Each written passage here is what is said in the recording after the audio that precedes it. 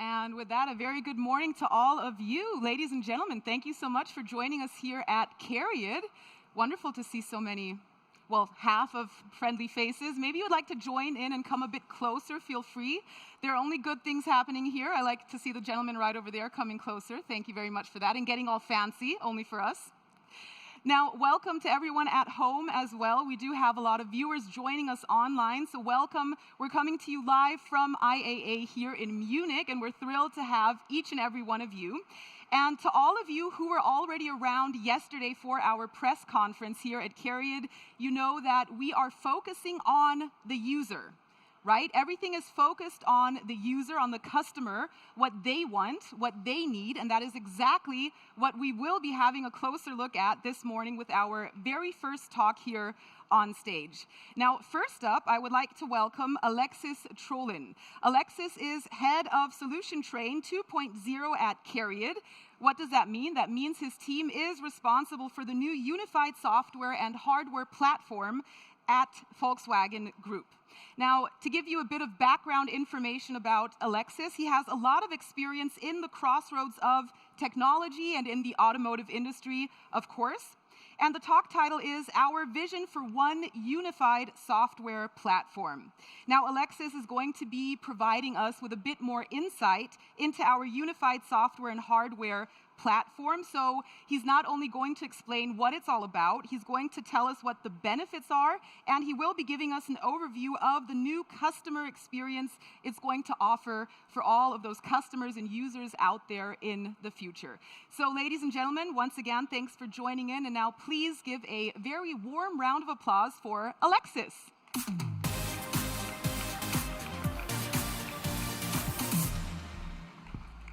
See if the mic works. It does. Thanks a lot for the introduction.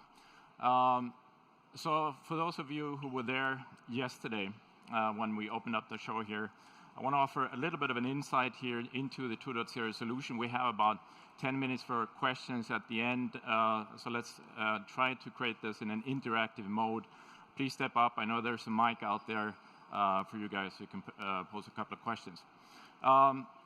Why are we here? Well, Jasmine outlined it. This is a consumer show. At the end of the day, it's about the consumer preference, right?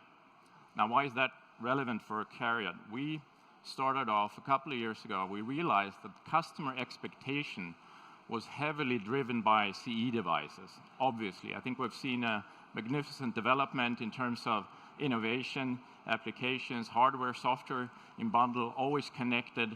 And once you translate that into the vehicle experience, I think it's safe to say that anyone buying a car today, no matter which class, no matter which size, they do expect the same thing from the car.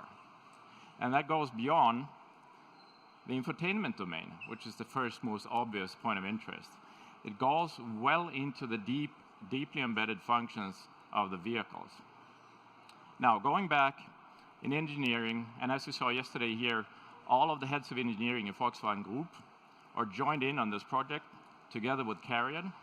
We sat down and took a good look at the different architectures that we have in the Volkswagen concern.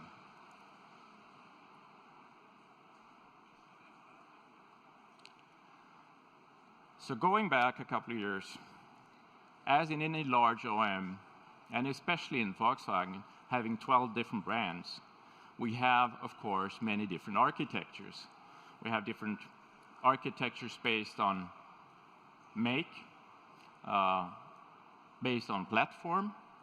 There's a time shift, of course, implementing these platforms over time. And there's a big legacy. And each and every one optimized for that particular brand, that particular vehicle segment, which I guess if you go back 10, 15 years, was a logical way of doing it.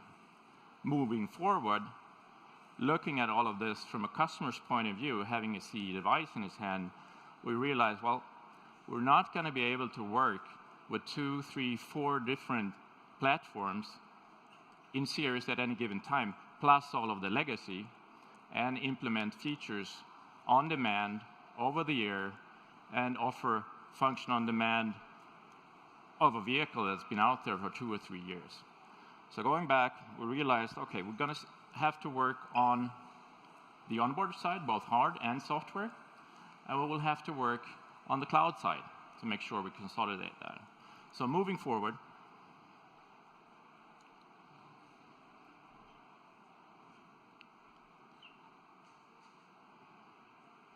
we see how nicely these cars line up. So the idea behind this, and those of you here yesterday, you heard a little bit about the innovations that we brought in with 1.1, which is on board in the ID3, 4, 5, and 6, and many more vehicles to come. You heard a little bit about what's happening in 1.2, which is hitting the market in 2023. So we're taking it step by step forwards. But the big step in terms of vertically integrating both the ECUs on board and also the way we operate our software stack, which is the Volkswagen OS, and consolidating all of our different clouds, that's going to happen with 2.0. So let me outline a little bit of what that is all about. It's one architecture. It's created from ground up for continuous updates, not just bug fixing, stabilization, but also new features and functions on demand. Second thing, it's always connected. So it's always online, anywhere on the planet, connecting to the Volkswagen OS.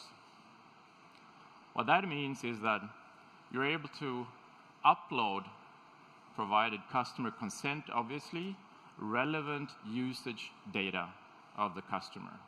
Which function does he actually use? As engineers, we tend to develop stuff that we love, and sometimes we do it because we can, and we realize after a while that the customer isn't actually requesting that. He doesn't like it. Or he's using it in a different way, and it makes sense to update it, right? So if you can do data-based product development, functional development, all the way down to hardware, we can make it a better product. We can actually save a lot of cost as well, right?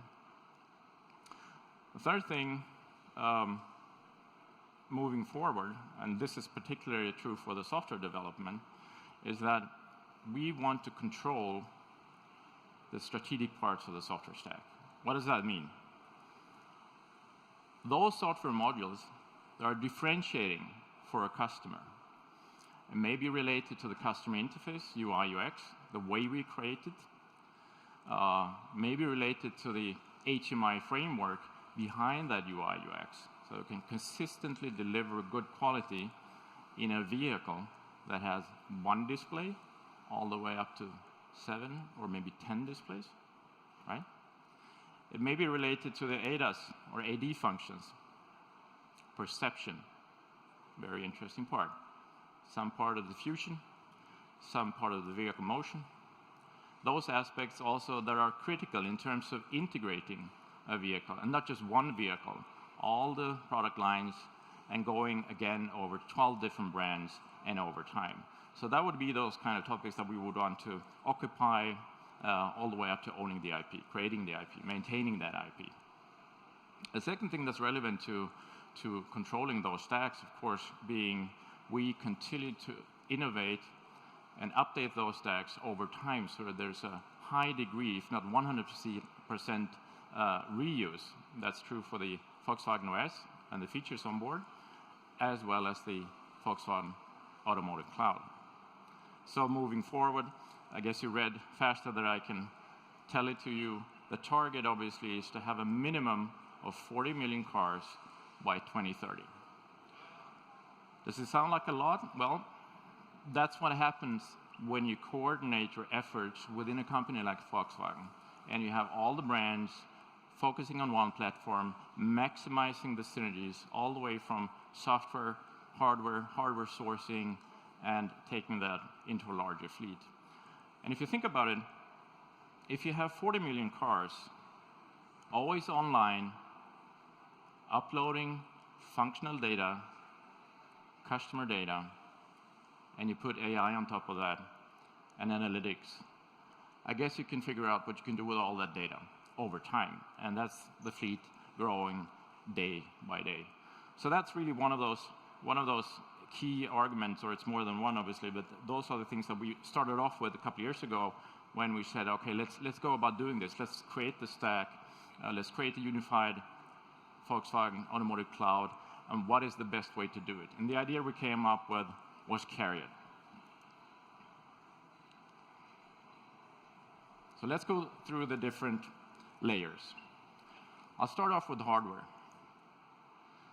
As in any vehicle, any OEM, we have sensors, actuators, cameras. That's a given. But we don't take the off-the-shelf type of components. You can do that, but based on the way we conceive our architecture, we believe that it makes sense to migrate most of the intelligence out of the sensors and actuators and place them centrally, where we have one stack, where we have one set of high-performance computing blades, and then you can have a disconnect in terms of development cycles of those sensors, and you can change those over time without having to change much of the application of that particular ECU or that particular function. So that makes a lot of sense, both in terms of hardware cost reduction over time, but also in terms of reducing development effort and application effort if you go into a new top hat based on the same platform.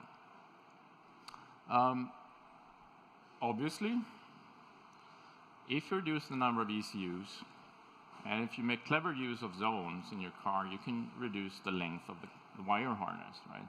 And I think most of you guys coming from OEMs, you appreciate the fact that cable harnesses can be a pain in the ass at times, both in the plant and elsewhere. So if we can reduce it, you can increase or decrease the time that you need to produce the vehicle in time. You reduce weight, obviously, which in turn leads to a reduction of weight and energy over time. So there are a couple of more benefits, but I think those are the most key ones moving forward. Obviously, when you do design your own compute systems, you have to, and this is true for Volkswagen, unify the package protection. So that's one of those things. You have one architecture, you have one set of package protection parameters that scale through the entry-level A1 or A0 vehicle all the way up to the Bentleys. One package, right? And that makes it easy also if you do have a facelift in the middle somewhere, and that's the cycle time that we're approaching here, 2 to 3 years on a hardware basis and 3 months for software. It's quite easy. If you have one package protected in all the different platforms and all the brands, you can do two things. Obviously, you can change hardware within that package, or, and this is how we design our hardware, you can change blades in a central computing system. So there are a couple of benefits that are related to this. We are focusing here today, and CARIAD in particular, on software, but we believe that you need to design your own hardware and put the perfect software stack on top of it, right? That's how you maximize benefit over time. Next layer, obviously, the operating system, right? And this operating system runs on the central units, the scalable compute platform, the vehicle compute platform, and the zones. And based on our experience, looking at this multitude of different architectures that we have within our group, to have one system running on all of these ECUs is extremely beneficial in terms of test and validation, right? Not just in one generation, but in many generations. Once you end up in a situation where you have a micro stack from one company providing one ECU, you have another one from the second, different brand and make, different flavor of AutoSAR, for example. You may have a third one. Add to that that you develop functions over time, and once you have problems in those layers, it's a pain in the ass. So our conclusion is, let's have one stack, let's put it on every ECU, and go with it, all right? As I mentioned before, this OS is designed from the deepest layers upwards to always be connected to the Volkswagen Automotive Cloud. And this is true not just here in Europe or stateside in the US, it's true for China and the rest of the world as well. So that means, and you figured it out, this backend system also needs to scale with that, right? So we can offer this connectivity worldwide. Now, goes without saying, of course, when you have the OTA functions with always connected OS, you can do bug fixing, improvements, optimizations in customer hand, and you need to do it in a safe way, obviously, not to have a Liegenbleiber, as we say in German, and the customer heads. It doesn't work. So I think here what we've seen recently with 1.1 implemented in ID3 family is a good preview of what's to come also moving forward with 2.0. Another thing that's quite interesting, I think there's a huge potential there, is because we are designing our functions in all the domains. This is what CARIAD does, together with the brands. We can, from a very early design point of view, we can say, this is the max. Now, this is what you could have typically in terms of spectrum in a premium Porsche, Audi, or Bentley. And this is where you would start off with an A0 vehicle for a particular market. But because we have that in our hands from a very early point on, we can say, this is what the customer is getting in this particular trim package. And this is what we offer him as an upgrade. So we can do that over the air. We can do it as a function on demand. We can do it as a subscription service. We can even add sensors, if required, in a 4S dealership, right? And that's just one of those advantages when we have this in hand here in Volkswagen Concern, and you can play to any brand, right? You can put something that you would expect to see in a very premium vehicle, premium platform, and you can put it in a mid-sized car, and there are quite a few interesting offsets to that end, because you put in a lot of volume in a mid-size volume brand. You have interesting price effects in terms of price regression, obviously, right? So a lot of potential in that one moving forward.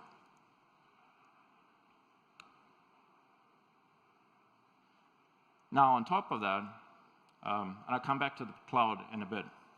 Once you have that OS stack running, right, and it's standardized, you have a baselining for all of our different domains. We call it domains or COCs for autonomous driving or driver's assistance or infotainment. They have the same baselining. They have the same processes, methods, and tools to build their functions, to test them, and to integrate them. And it all has one target. It comes together in a single integrated delivery pipeline, so we can do continuous integration and continuous delivery. And that delivery side, obviously, it's, of course, we ship it towards the plant, so you can put it into the new cars, but we also have them test and validated, so you can do it over the air for vehicles out there in customer hands, right? So there's, that's the ambition, and that's the way it needs to work. And I think, again, we saw a couple of good examples of improvements and listening in very carefully on customer feedback. If we go back to the launch of the ID3, we got very strong feedback. Most customers loved it, but there were a few guys, they said, hey guys, this part of the HMI, this isn't really what I expected to see, and this icon is too small, whatever it was. And we sat down within Volkswagen at the highest level, believe me, and tried to figure out, okay, how could this happen? But okay, we need to fix it. And thank God, already in 1.1 we have the OTA function, so we were able to roll out and optimize these things without having to ask the customer to go back. So it sounds like a no-brainer, but you need to have the over-the-air functions, and then you need to have the ability to ship your applications, test and validate them, because the OTA is just a pipeline, right? It goes from you downstream to the car. So you need to have the other processes, methods, and tools. So here, that's really the foundation. So when you have this layer, the OS layer, this is where we then add the different domain applications, as I mentioned. I'll just list a few for you guys. This is the intelligent cockpit and body functions. We have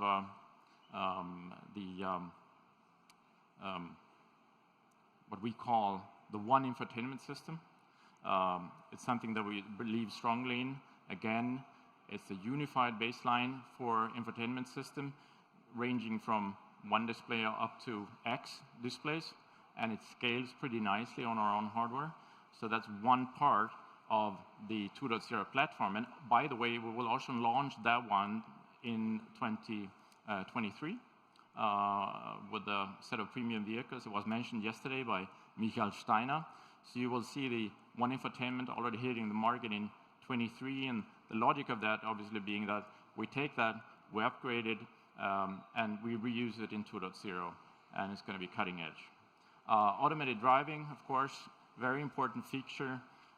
If you looked at some of the cars that were shown yesterday, Ole Hoffman showed a magnificent car. If you had time today, you should really go to Audi and have a look. It's an awesome car. Of course, if you look at the interior, it's really optimized for being driven. It's an awesome product, and the way they sort of, with our systems behind it, articulated the interior with all these displays and all of the kinds of things that you can do in a car that drives you. I think that's food for thought for you guys, and I can tell you that's a little bit of a preview what we can actually manifest based on the 2.0 platform. Of course, we have additional things, digital business, mobility services. Because we dominate and we own the operating system, we have the automotive cloud.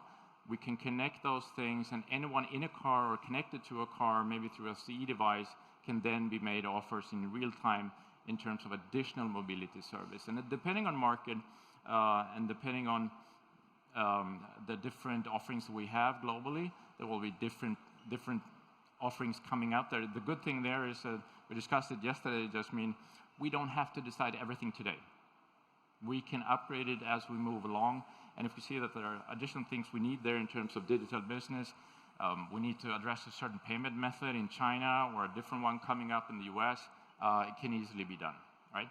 Vehicle motion is one of those things, very relevant. As you know, the 2.0 platform comes out in 2025. We will address initially the electric vehicles, so there's a strong element there of being able to manage charging, optimizing your energy need in the car. Once you have, of course, electrical vehicle, driving fully autonomous, you guys developing cars, you know that there's a high energy requirement typically coming out from a full sensor set level 4 running at max, and that's something that you need to load balance basically to maximize range at the same time. So there are a couple of features there that are indirectly supporting the end customer features.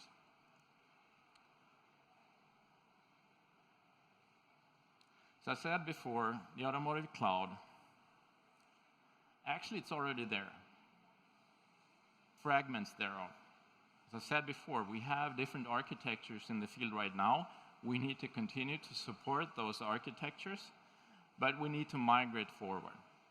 So you will see a first consolidated version of the automotive cloud, and Michael Wintergas, he will be on stage later on this week. He will share some insight on that. But we will take one first step towards 2023, where you will see the Volkswagen Automotive Cloud. We will continue to evolve. So moving into 2025, we're looking at one unified platform. And that's especially interesting, looking at how do we support the legacy architectures out there, what kind of adjustments do we need to do. But fundamentally, the design target is there that you shouldn't be required to do stuff in the car to make it connect. We need to absorb that on the back-end side.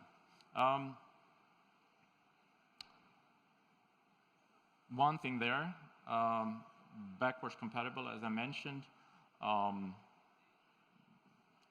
Many of these things need to make business sense, of course. That's one thing. Migrating this into one central platform, and we're looking globally, also Volkswagen being a global company, then the more we can bring in there, we can shut down the older systems. We don't need to maintain them anymore. And as I said before, if you multiply the number of architectures and the backend systems, which are very often brand-specific times markets, there's a lot of savings coming up there.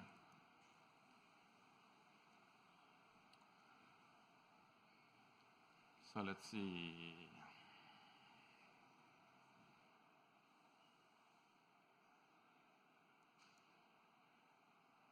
There we go.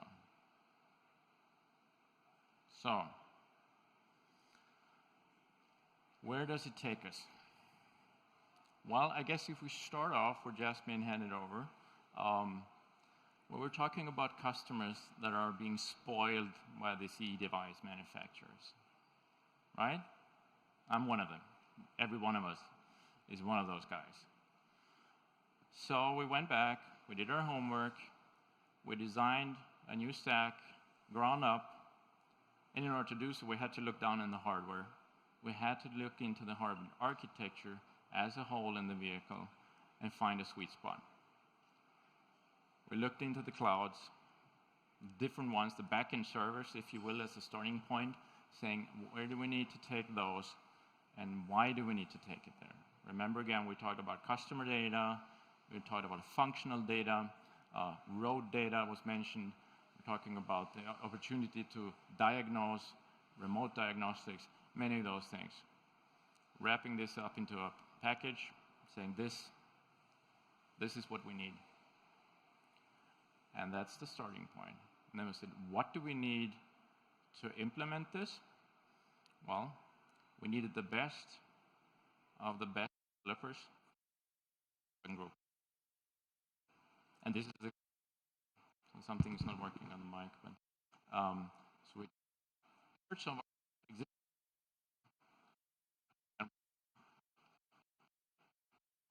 Oh, that's it.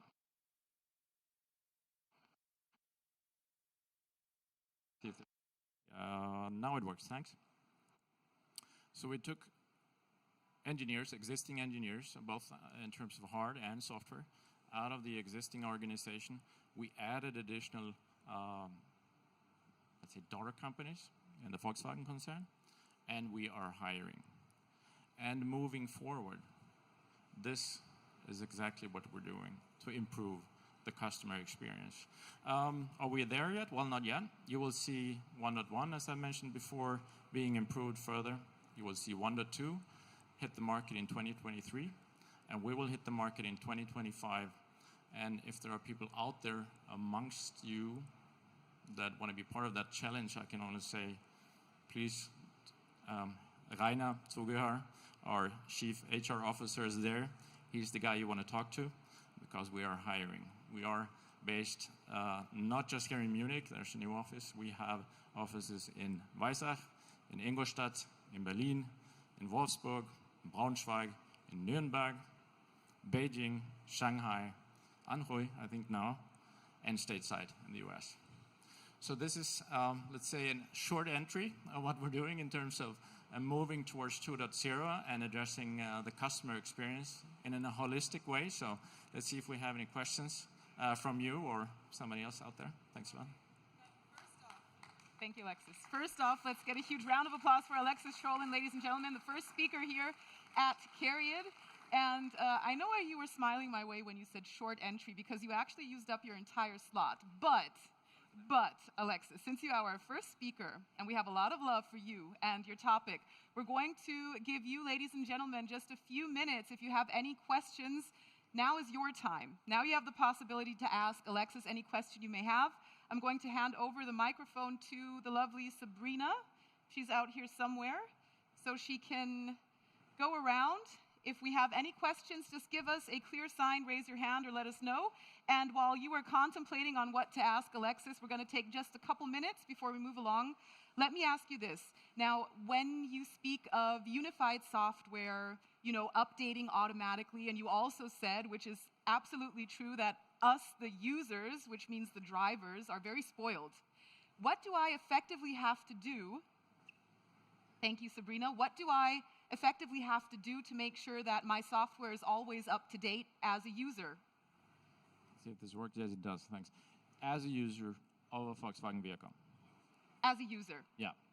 So obviously, and this is true, by the way, also for the 1.1 version fundamentally, but it's going to be one part of 2.0. The backend system and the Volkswagen OS running on board, right? They're always in contact. So if we have, let's say, a software update or a technical campaign where we say this can be done, it's been tested, it has no implication in terms of homologation or any other safety relevant topic. then we release it as an update available for this vehicle. So basically, the car would then say, I'm a 2025 model make this and that. This is my version of the VW.OS and the data and the application layers. And then the backend service says, well, here's an update for you or partial update for you. And the vehicle would then go about downloading, pre-downloading it, not just installing it. And then you as an end customer, you're in full control. You can say, yes, I want to do this. Because it's evening, you want to park the car, it's safe. Let's say you're on vacation somewhere and you don't feel safe, or you want to keep driving, so you don't want to do it 5 minutes. It's up to you, and then you can delay the update. So it's pretty easy. I guess you know it from your CE device. It's up to you. You have full control. Get a suggestion. Yeah, I'll take it now. So that's pretty much all you need to do. That sounds extremely simple. Yeah. Thank you for that, Alexis. Do we have any questions in the audience right over here? And we have a second mic. Please go ahead. Yeah, can you hear me? Yes. Yep. Thank you for your presentation. I have one question. Will the system be opened to third-party developers to build applications on top of the unified software? Or you want to control the whole ecosystem of apps and services around your vehicles? Thank you. It's a very good question. So it depends on the abstraction level and the domain. So let's give you a negative example. Would I want somebody to bring in their own application on the vehicle motion or ADAS? Most likely not, or hell no, right? Because this is related to safety. Would we allow or invite people to work on our infotainment domain as part of an app store or best-in-breed embedded app? Yes, right? So that's one of those beauties. We will address, as you know today, we have CarPlay, we also have Android Auto. We will move forward with one platform, but we also have the opportunity to differentiate. You may have a Cupra following one particular path for their brand. You may have a Porsche or Audi going in a different direction, and that's the beauty of this platform. You can differentiate based on a maximum of synergies, right? And some brands, they will say, yes, I want to have an open environment in terms of I'm inviting. Of course, you need to be certified to run your app on board, right? But they may choose to do so, and you may have other brands that say, no, I don't want that. I want to control every aspect of the user experience. There may be additional variations thereof. If you look at a market like China, which is very dynamic on the one hand, that customer perception in terms of what is the brand, what's a good UI UX is quite different from what we know here. It's more colorful, more vibrant. The UI UX paradigm is very strongly operated or lean toward touch.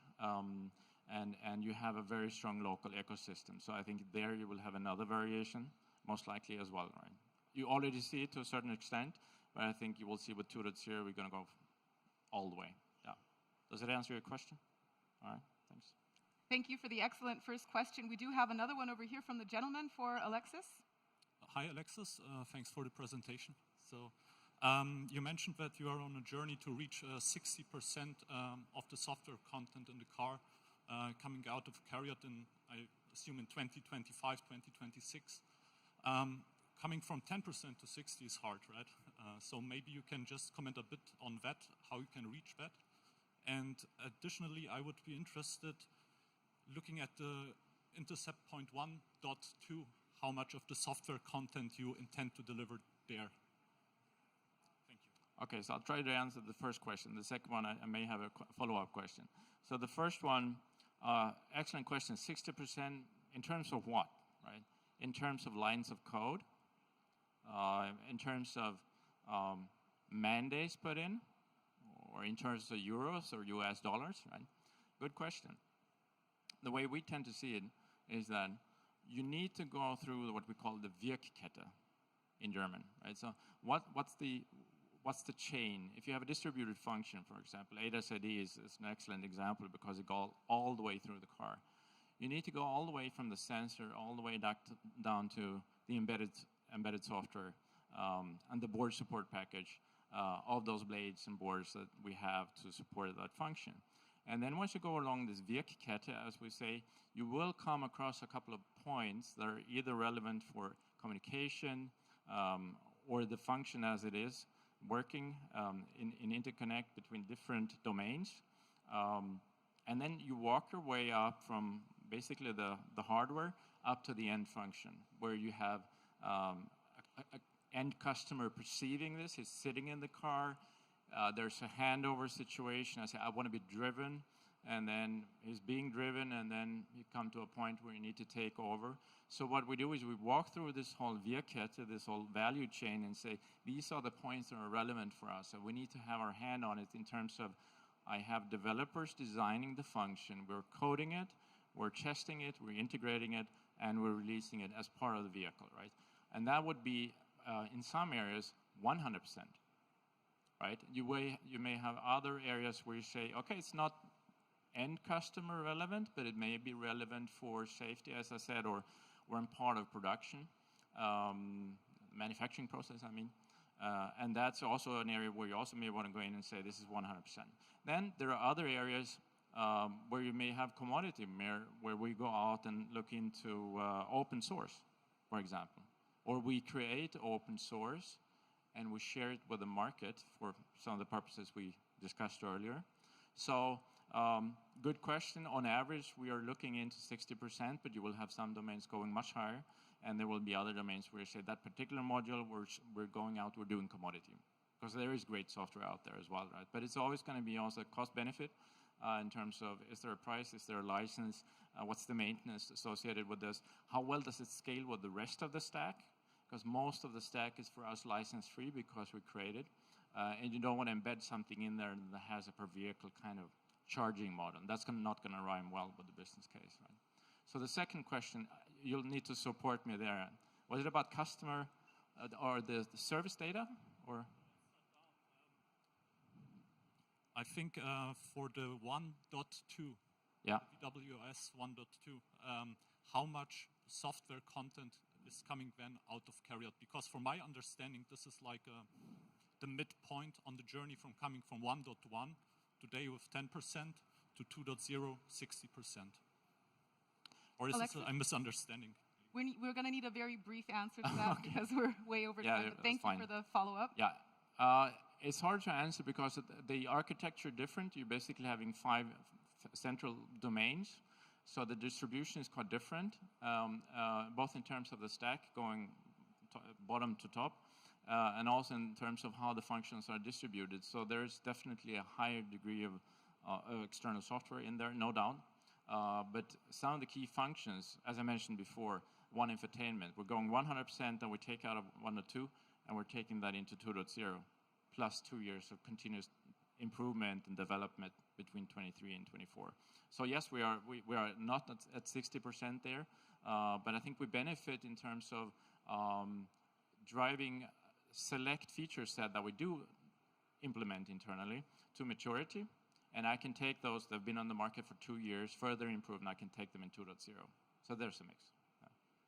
Right. Thank you so much. Thank you, Alexis. Now, if anybody has any more questions left, can they reach out to you and get in touch personally? Yes. So we will communicate links so you can address questions not just to me, but to Reclef and many of the other speakers here on stage. Perfect. Throughout the week. So, yeah. All right, so if there are any questions left, thank you so much. Feel free to reach out to Alexis or any other experts you will be seeing on stage. And of course, that goes especially for our online viewers who were not able to ask questions here. If you have any, then feel free to get in touch. And next up, as you did mention, I think, at one point, at 1 o'clock, we do have our next talk coming up live here on stage at IAA at the CARIAD booth, which is going to be Michael Wintergerst, and he will be speaking a lot about Volkswagen OS and Volkswagen Automotive Cloud. So that's coming up as our next talk. Everybody, thank you so much for joining us, whether in person or online. And once again, a huge round of applause for Alexis Trolin. Thank you.